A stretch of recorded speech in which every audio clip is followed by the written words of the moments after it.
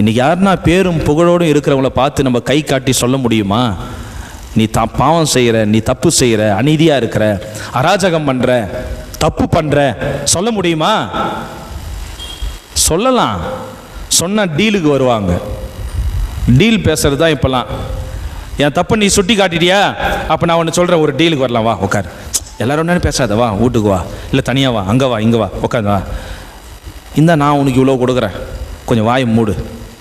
இன்னொன்று தெரியுமா, உன்னை பற்றி நான் ஒன்று தெரிஞ்சு வச்சுருக்கேன், நான் சொல்லிட்டா வெளியே, ஐயோ அப்படியா, அது உனக்கு தெரியுமா, அப்போ நானும் உங்கள்கிட்ட செஞ்சிடறேன்ப்பா, அப்போ நான் உனக்கு டீல் கொடுக்குறேன். Okay, very good. அப்போது நான் செய்கிற தப்பு நீ செய்யாத, சொல்லாத, நீ செய்கிற தப்ப நானும் சொல்ல மாட்டேன். அதான் இப்போலாம் நடக்கிற அதிகமான டீல், அதுதான் அதிகமான டீலிங், அதுதான். இன்றைக்கு உலகம் முழுதும் அப்படிதான். அப்படி இன்னைக்கு நாத்தான் தாவீடம் சொல்லுகிற பொழுது, தாவீது மிகப்பெரிய அரசன், நாத்தானையே அடிச்சு சாவடிச்சிருக்கலாம் தாவீது, ஏன்னா அவ்வளோ பெரிய அதிகாரம் அவங்ககிட்ட இருக்குது. அரசன் எப்படி நீ சொல்ல முடியும் பாவின்னு சொல்லிட்டு, பாவம் செஞ்சேன்னு சொல்லிட்டு?